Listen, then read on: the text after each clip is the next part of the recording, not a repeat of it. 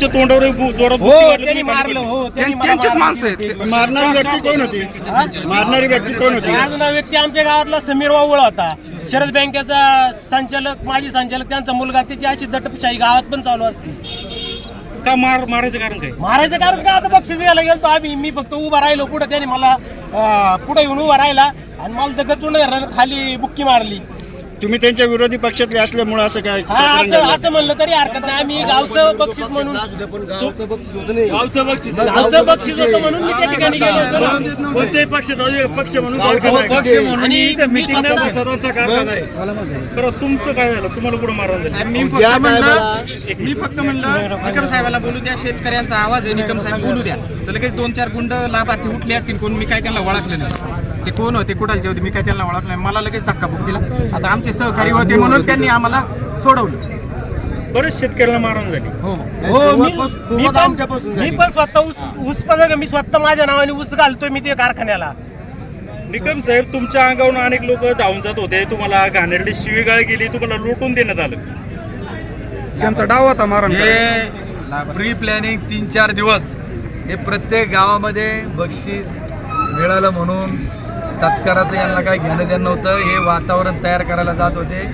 जे लाभार्थी आहेत, कोणाची कारखान्यात मुले आहेत, कोणाची बँकेत आहेत. आणि आता तुम्ही शूट करा. तुम्हाला प्रत्येकाला सांगतो, कारखान्यामध्ये जेवढे ठेकेदार आहेत, ठेकेदार म्हणजे पुती शिलाईवाला त्याच्यात होता, त्याच्यानंतर पुती लावणारा त्याच्यामध्ये होता.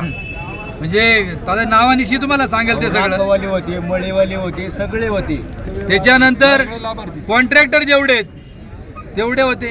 सिक्युरिटीचे कॉन्ट्रॅक्टर ते तिथं शरद बँकेतला सिक्युरिटीचा कॉन्ट्रॅक्टर, तो त्यांना सगळ्यांना सांगितले, तुम्हाला आम्ही पैसे कमवून देतो, तुम्ही फक्त यांना चोपा. अरे मी मागाशी सांगितलं ना, आजही देखील सांगतो. आता ही भूमी हुतात्मा बाबू गिनुशीत. मला कोणासाठी वारसा चालवण्याकरता राजकारण करायचं नाही. जी संस्था 18 कोटी तोट्यात आणि 32 कोटी कर्ज असताना देवदत्त निगमला तुम्ही चेअरमन असा तसा नाही केला. प्रामाणिकपणे काम करील म्हणून कारखान्याची प्रगती करून दाखवली. मार्केट कमिटी देखील देशात 1 नंबरची पहिली डिजिटल करून दाखवली. तुम्ही काय आज जेवण घालायला निघला? रोज आम्ही शेतकऱ्यांना 40 रुपयामध्ये त्या ठिकाणी जेवण देतो. का लोक खातील? अरे हे काय तुमच्या घरच्या पैशाने घालता काय जेवण? आता हे कारखान्याच्याच पैशातून काय काय छपाई केली तर पाहिजे.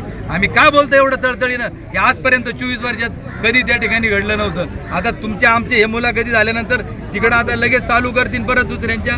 हे सगळे आहेत ना, फक्त नाव विचारा आणि तुमची मुलं काय करतात एवढंच विचारायचं. आणि तुमचा धंदा काय, या पहिला प्रश्न विचारा. आता हा बाबाजी पुंडे, याला देखील तिथं मारलं सगळ्यात पहिल्यांदा. पारगावचा आहे हा.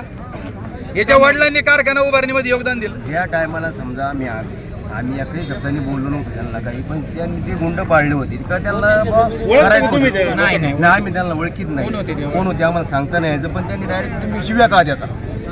आम्ही एकाही शब्दांनी त्यांना बोललो नव्हतो किंवा काय नव्हतं. निकम साहेबांना बोलू द्या. हा, निकम साहेबांना बोलू द्या. तो डायरेक्ट म्हणला तू शिव्या का देतो. त्यांनी डायरेक्ट याला मारायला सुरुवात केली. मग मी तर उठलो मग मी त्याला धरलं.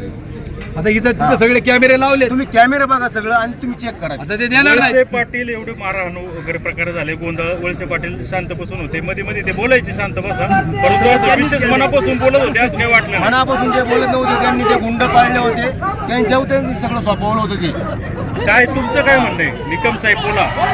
वळसे पाटील शांत बसून होते, शांत बसून बघत